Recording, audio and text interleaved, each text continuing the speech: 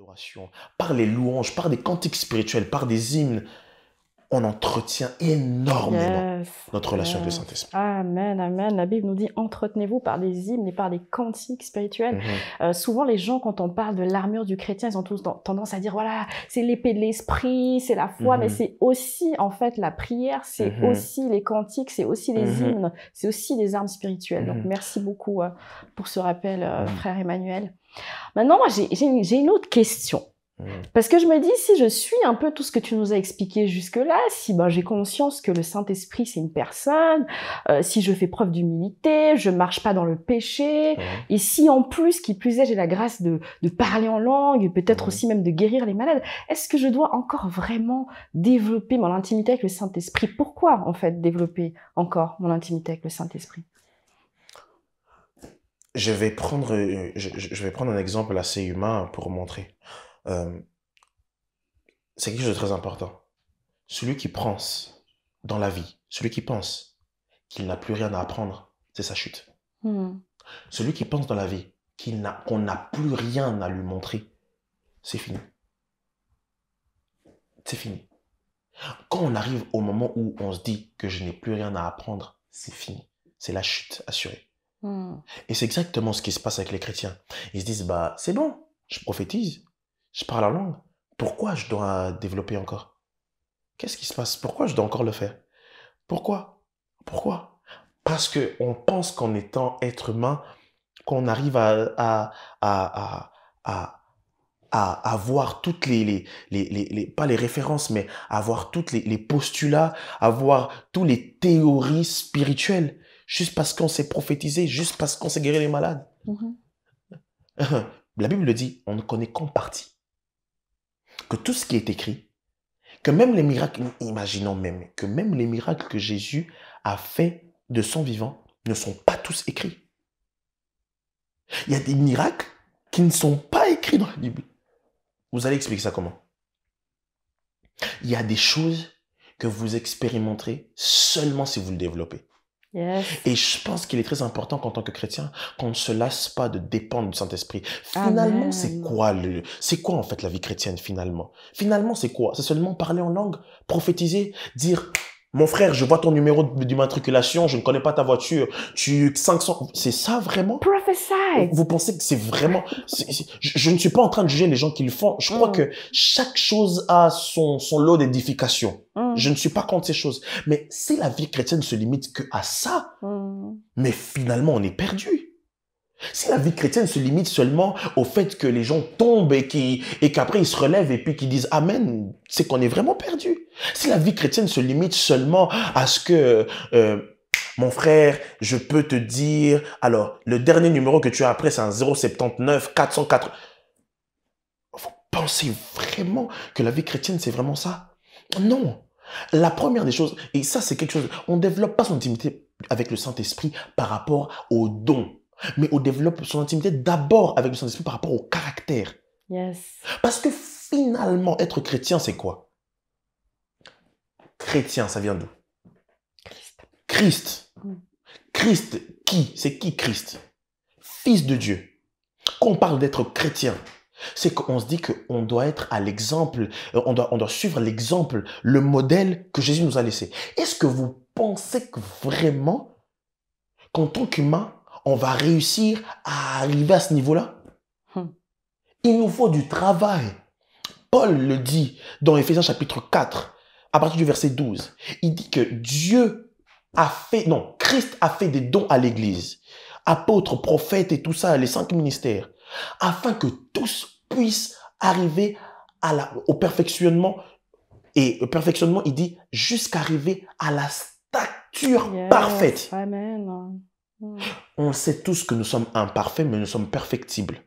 Mm. Et à ce niveau-là, on a du travail à faire. Et vous pensez que c'est qui sait le mieux mettre en nous le caractère de Christ, si ce n'est pas le Saint-Esprit?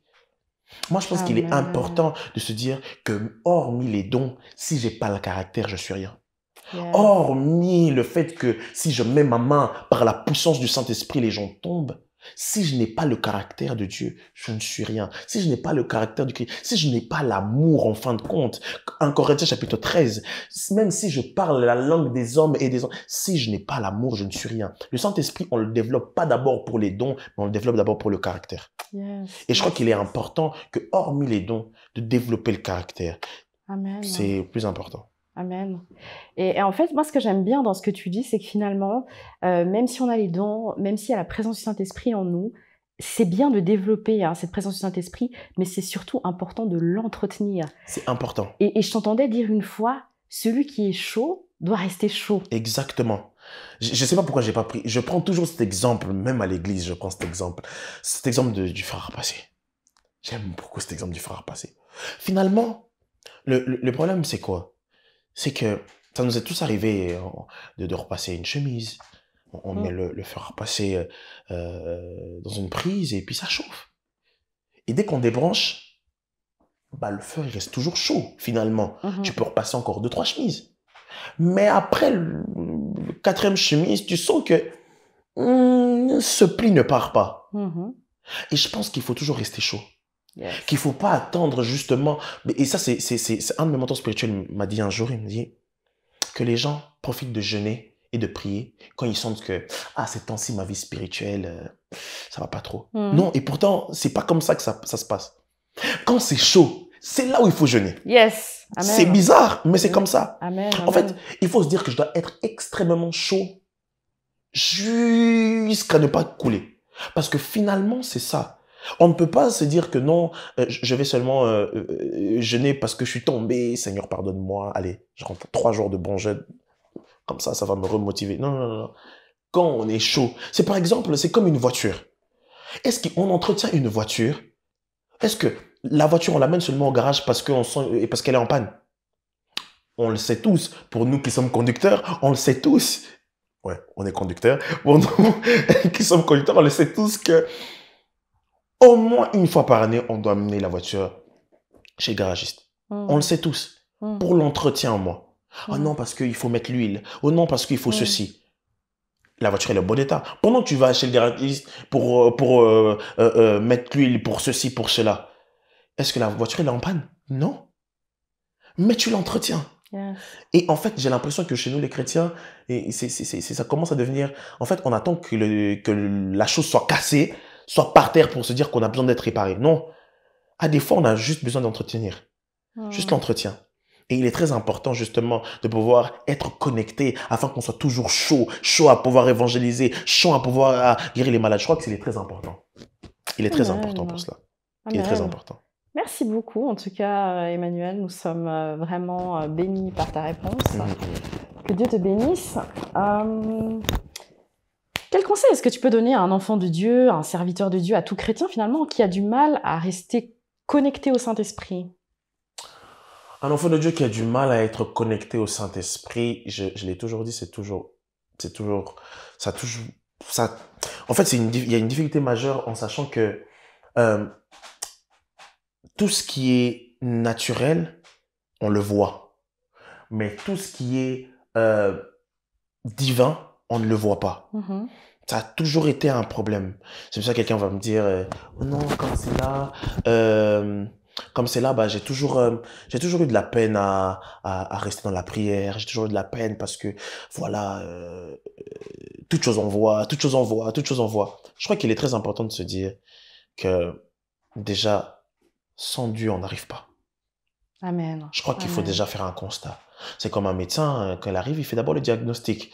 Il dit, OK, qu'est-ce qui va pas, monsieur? Vous êtes malade? OK, la douleur, elle vient du genou gauche. OK. On a situé le problème est du genou gauche. Et je crois que chaque chrétien doit d'abord avoir cette humilité de se dire, sans Dieu, j'arrive pas. Déjà ça. Et ensuite, mettre les moyens. Déjà, le moyen, c'est par la prière. Vous ne pourrez jamais avancer sans la prière. Finalement, c'est des choses que, là, je vais répéter des choses qu'on le sait tous. Je répète des choses que nos pasteurs nous disent tout le temps. Il faut prier.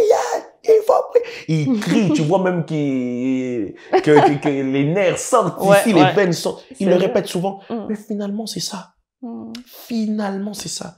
Finalement, pourquoi on sait que quand on a mal à la tête, il faut prendre un Dafalgan, un Doliprane. Mais pourquoi il faut le changer? On le sait. On sait que dès que tu as mal à la tête, va prendre une bouteille d'eau. On le sait. Oh non, tu veux perdre du poids comme nous autres ici, il faut qu'on perde du poids. Va faire du sport. On le sait. Mais pourquoi on ne le fait pas? Et si on veut rester, si on veut continuer, si on veut rester à persévérer dans ça, la prière. La prière. La prière. La méditation de la parole. Yes. Il y a pas autre chose. Et l'une des choses aussi que je peux donner, entourez-vous des bonnes personnes. Yes. Si tu veux parler, on m'a toujours dit, si tu veux parler anglais, entoure-toi des anglophones. Si tu veux savoir comment avoir l'art de pouvoir parler en public, entoure-toi des personnes qui savent le faire. Je crois qu'il est très important que si on veut, mais qu'on n'arrive pas, s'entourer des gens qui savent prier. Moi, ça m'est déjà arrivé d'entendre des personnes, t'avais pas envie de prier, mais quand tu l'entends prier, tu dis, Yes. oh là là. Et moi, ça m'est déjà arrivé, hein, en plein culte, t'es à côté d'un frère, tu t'entends qu'il prie, et toi, tu t'arrêtes, tu dis, ah, tu pries, et puis t'arrêtes de prier, t'es silencieux, et tu entends un frère qui continue à prier. Et genre, tu te réveilles, tu dis, Seigneur, tu vois ce qu'il vient de dire là? J'avais envie aussi de dire ça. Tu vois ce qu'il a dit là? C'est exactement. Il y a des gens qui te disent, qui disent des choses dans les prières, tu dis, waouh. Et finalement, entourez-vous de ces personnes-là. Ça, c'est la meilleure façon. Entourez-vous. Entourez-vous des gens qui vous ressemblent, mais qui prient.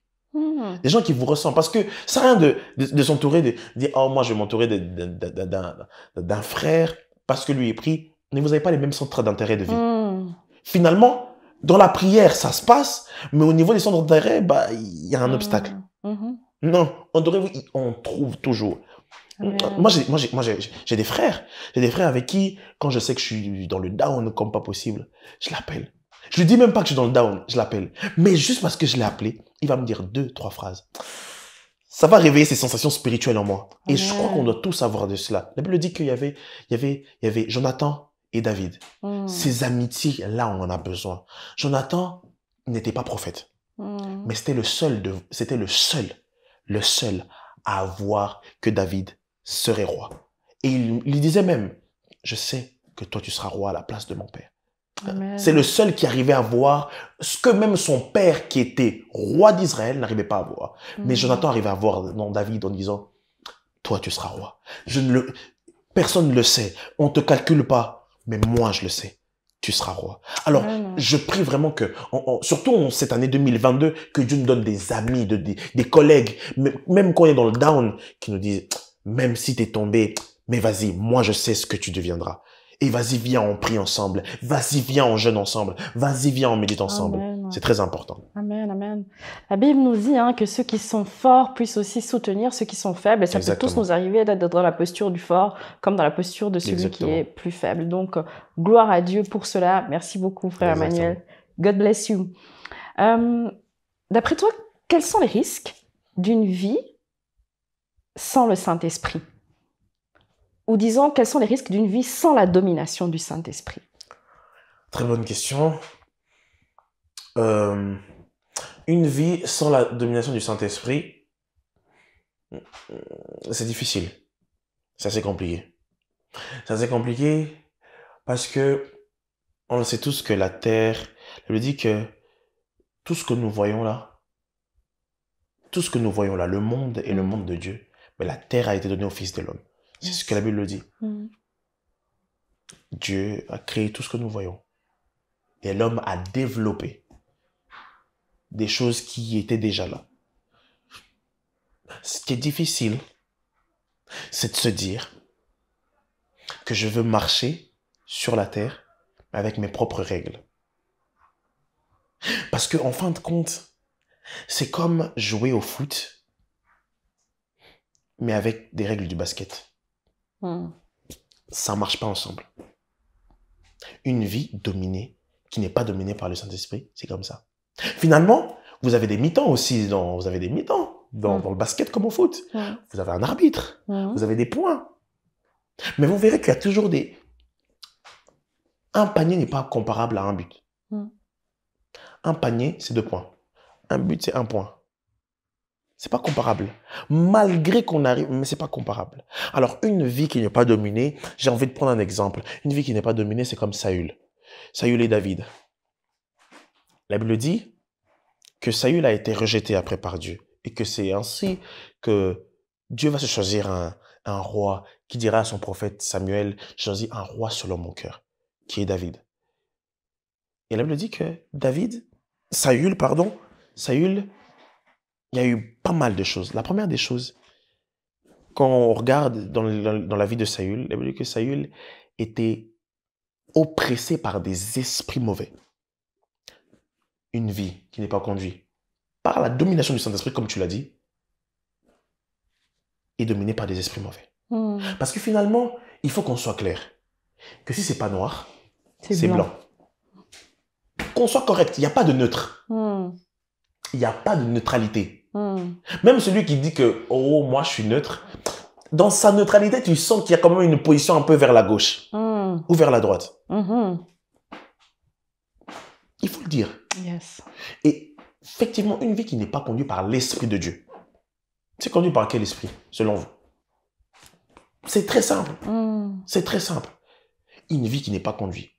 Premier signe, les esprits mauvais. Les esprits mauvais, ne pensez pas seulement que ça se manifeste. Oh non, le diable avec des cornes. Mais écoutez, si le monde évolue, vous pensez que le diable n'évolue pas? Genre, aujourd'hui, pour qu'on voie que c'est démoniaque, il faut que ça ait des cornes. Aujourd'hui, pour qu'on voie que c'est démoniaque, il faut que ça soit noir. Et vous pensez qu'aujourd'hui, à notre jour, au 21e siècle, en 2022, le diable ne peut pas se pointer en costard-cravate? Vous êtes sûr? Genre, si c'est démoniaque, vous pensez que ça va pas être costard-cravate? Sincèrement. Je crois qu'on doit... J'ai l'impression, on doit grandir à ce niveau-là. Faudrait pas qu'on soit seulement des chrétiens... genre, comme si on était des enfants. Moi, si je vais t'escroquer, je viens et je dis... Aujourd'hui, je vais t'escroquer. Tu penses vraiment que si j'ai envie de t'escroquer, je vais te le dire ouvertement? Non. Alors pourquoi, quand ça concerne le diable, vous pensez que vous allez le voir? Avec les yeux, l'œil nu, vous allez voir que non, le diable avec les cornes, avec les 7 tresses de Salomon, je sais pas quoi. Non. Le diable, quand il vient masquer. La musique, il se déguise en ange de lumière. Yes. Il est très important de savoir que une vie qui n'est pas dominée par le Saint-Esprit est dominée par un autre esprit. Effectivement, ce ne sera pas forcément mari de nuit, femme de nuit. Mais vous verrez que, par exemple, que la personne ne prospérera pas dans tout ce qu'il fait. Vous allez voir qu'une personne, par exemple, une vie qui n'est pas conduite par l'esprit, qui est conduite par un autre esprit, vous verrez que la personne, il peut faire des projets, financièrement, ça lui réussit, mais au niveau de la famille, ça ne fonctionne pas. Vous allez voir la personne, il arrive et tout, il a tout ce qui est bien, mais la personne a une maladie que même les médecins ne savent pas expliquer. Vous allez appeler ça quoi? En réalité, dans l'homme, c'est l'esprit. C'est l'esprit. Amen. Et effectivement, c'est ça. Deuxième point, une vie qui n'est pas conduite par le Saint-Esprit, conduite par un autre esprit, comme Saül,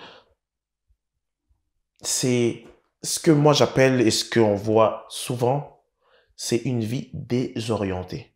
Une vie désorientée. Saül, elle me dit que Saül était très désorienté. Il ne savait plus quoi faire. Un coup, il veut tuer David. Un coup, il veut faire ceci. Un coup, il veut faire cela. Et vous verrez qu'il y a même des hommes de Dieu qui sont hommes de Dieu. Je ne juge personne. C'est juste un constat que l'on fait. Des hommes de Dieu qui parlent de Dieu. Mais quand vous regardez leur vie, vous vous dites, mais comment ça se fait que il parle de la bonne nouvelle, mais il est très désorienté comme ça? Comment ça se fait que même lui, avec l'onction qu'il dégage, mais il y a quelque chose qui ne va pas? Faire attention, il y a un esprit derrière. Une personne est désorientée. C'est très important de voir ça. Aujourd'hui, c'est ce qu'on voit dans la place. C'est des choses que l'on entend. C'est des choses que... Il y a des rumeurs. Il y a des... Oh non, un tel a fait ceci. Un homme de Dieu a fait cela. Finalement, c'est animé par un esprit.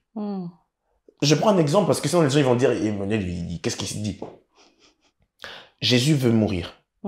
Il dit à ses disciples, c'est bientôt le temps pour moi de partir. Pierre lui dit, non. Si ils veulent te chercher, moi je ferai tout pour que tu n'ailles pas. La réponse de Jésus, elle est chaude. Elle est salée. Arrière de moi, Satan. Un disciple de Jésus, un apôtre. Mais son maître lui dit, arrière de moi, Satan. Finalement, on peut comprendre par ce verset que même un homme de Dieu peut être attaqué et peut être conduit par un esprit mauvais. C'est vrai. Mm. C'est bizarre, mais pourtant c'est des réalités spirituelles. Mm. Alors il faut faire attention que tout ce que l'on fait est poussé. C'est la Bible dit que c'est poussé par l'esprit que les hommes ont parlé de la part de Dieu. Yes. Je crois que c'est important de faire attention que tout ce que l'on fait, c'est poussé par l'esprit et pas par autre chose. Amen, amen. Dernier point, et pas les moindres. Une vie qui n'est pas du tout dominée par l'esprit. Jalousie. Ouf! Jalousie. Jalousie qui est très liée avec ce qu'on appelle la sorcellerie. Mm-hmm. On est dans un monde où les gens sont jaloux et rejaloux. Mm. C'est ce qui s'est passé. La Bible dit que après que David a battu Goliath et tout ça, les femmes ont comme ça. C'est toujours les femmes qui amènent des problèmes, Seigneur, les femmes. Oh, en tout cas, je ne commenterai pas cette polémique. Hein, La Bible dit que les femmes ont commencé à chanter Saül a vaincu ses 1000, David a battu ses 10 000. La Bible dit que dès que Saül a entendu ça, il s'est résolu dans son cœur de tuer David. En fin de compte, le fait d'entendre la jalousie. Mais je me mets à sa place. Comment moi je suis roi et genre on est en train de célébrer, d'honorer un gars de la brousse. Franchement. Donc c'est moi le roi d'Israël. Je dis une chose et à l'instant même les choses arrivent. La jalousie. La jalousie. La jalousie et d'autres personnes, j'aime bien, un ami à moi dit, la jalousie est un CFC que l'on passe dans un apprentissage de la sorcellerie. En tout cas, quelle expression. Mais c'est important. C'est important de se dire que aujourd'hui, on est jaloux de tout. Les gens sont jaloux de tout et n'importe quoi. Effectivement. Parce qu'en fin de compte, quand tu sais que Dieu a élevé un, quand tu es poussé par l'esprit, tu sais que Dieu a élevé par exemple ma soeur. Gloire à Dieu. C'est-à-dire que mon tour arrive. Je suis très contente pour elle. Amen. Mais au contraire, aujourd'hui, Dieu élève quelqu'un et nous, on est derrière. D'ailleurs, ce qu'elle fait là, c'est de la magie, on le sait tous. Hein. D'ailleurs, son émission là sur ta part, on le sait, hein, on sait, elle touche. Hein. Ouais, c'est de la jalousie. Tu sais pas les sacrifices qui ont été faits derrière, mais en fait, finalement, une vie qui n'est pas conduite par l'esprit de Dieu, bah, c'est une vie qui est tout le temps frustrée. Yes. Parce que finalement, lui, comment ça se fait que lui, il a des... Aujourd'hui, en plus avec les réseaux sociaux et les followers, mon Dieu, on n'est vraiment pas dans la mouise. Non, c'est vrai ce que tu dis. Oh non, comment ça se fait que moi, je chante comme lui il a 5000 follow, moi, j'ai seulement 2000 followers. Comment ça se fait? Ça se voit, lui... Ça... Non. La comparaison. La comparaison. Et finalement, la jalousie. La jalousie crée des meurtres. Yes. La jalousie crée des dislocations, mais pas possibles. Comment ça se fait que lui, on l'invite et moi, on m'invite pas? Comment ça se fait que quand lui, il a prêché, les gens, ils ont dit Amen, et moi, quand j'ai prêché, les gens, ils ont rien dit? Comment ça se fait que quand moi, j'ai joué, les gens, tout le public s'est levé, et quand lui, il a fait, et moi, le public, ils ont rien fait? Comment ça se fait que... Et finalement, il y a que ça. Il y a que ça. Et un homme qui n'est pas conduit par l'esprit, il aura ce genre de débat futile. Ce genre de débat que, oh non, la jalousie, oh non, ceci. Alors qu'un homme qui est conduit par le Saint-Esprit, quand il voit ça, il dit merci Seigneur parce que le fait que mon frère soit élevé, je suis le prochain sur la liste. Alléluia. Amen. Mais finalement, c'est ça. Alors, ces 3 points, c'est très important. Le fait que déjà, qu'on soit très jaloux, la jalousie, le fait déjà qu'on soit très dissipé, très désorienté, et le fait surtout qu'on soit animé des esprits mauvais.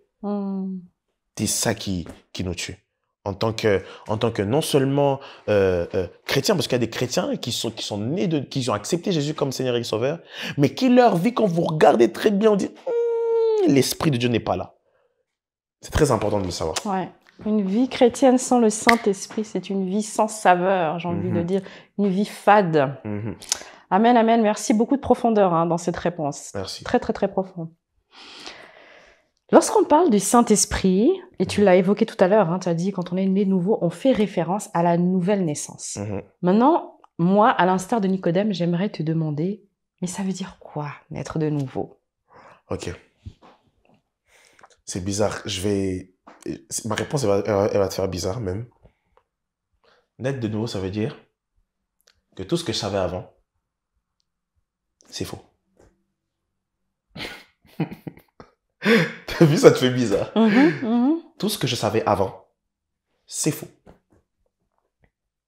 Naître de nouveau, ça fait référence à du fait que tu es mort et que tu renais de nouveau. Parce qu'on ne peut pas renaître s'il n'y a pas de mort. Tu vois ce que je veux dire? Amen. Naître de nouveau. Et de nouveau, ça veut dire que on refait les choses. Ça veut dire c'est comme si, par exemple, je dis, OK, on recommence l'émission. On refait comme à l'initiale.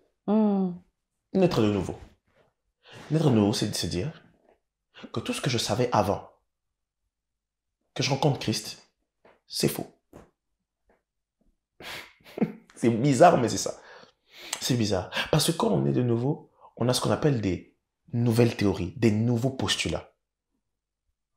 Par exemple, quand on est de nouveau, on apprend dans la Bible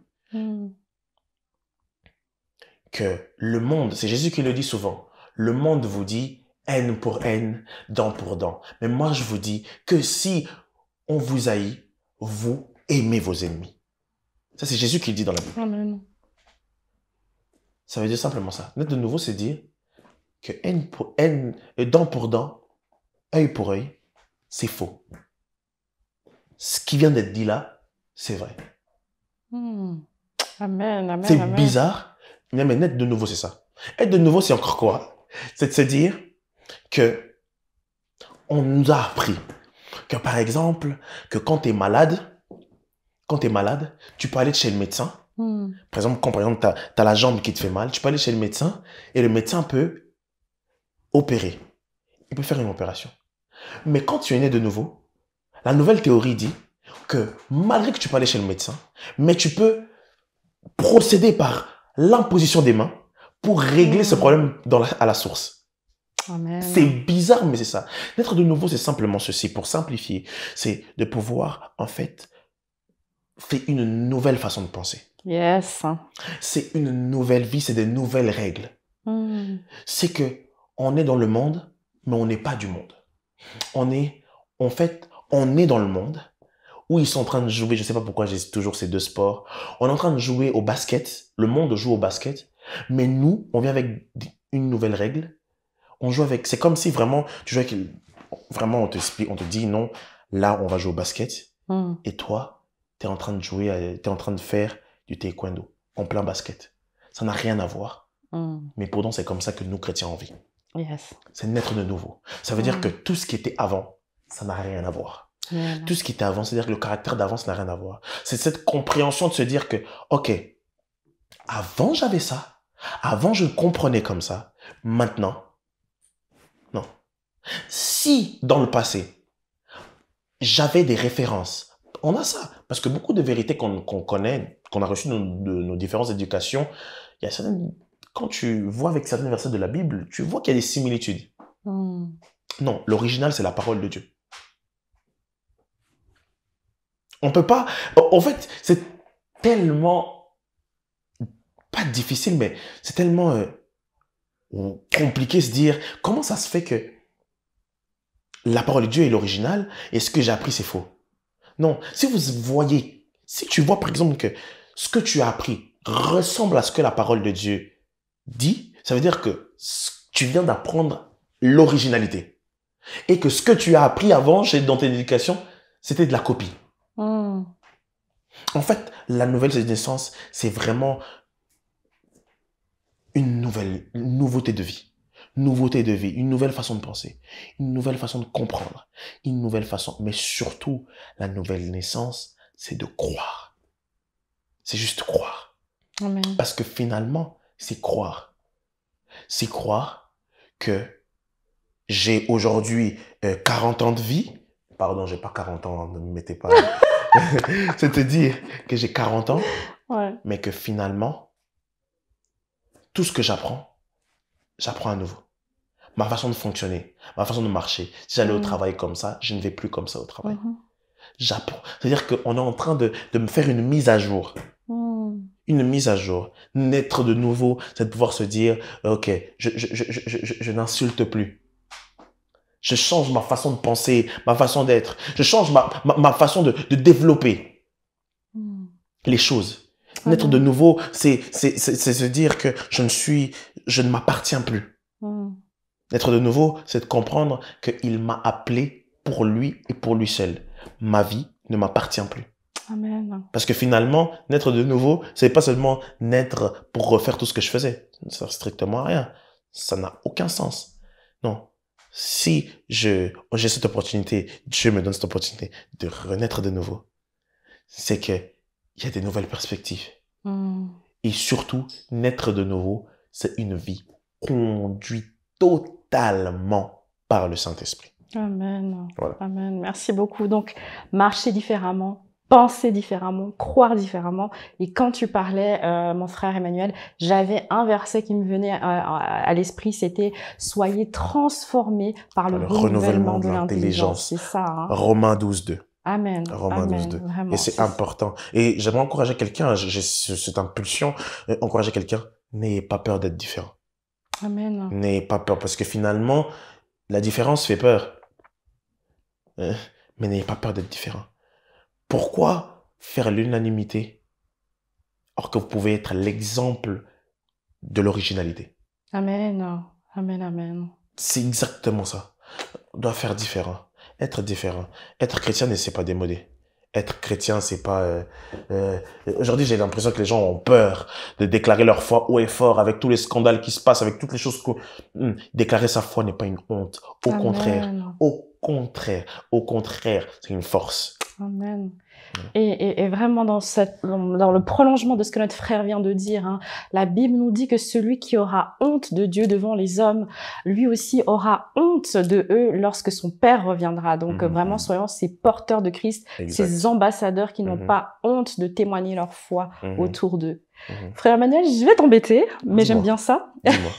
Je sais que tu ne t'y attendais pas et que c'était pas forcément prévu, mais nous devons terminer.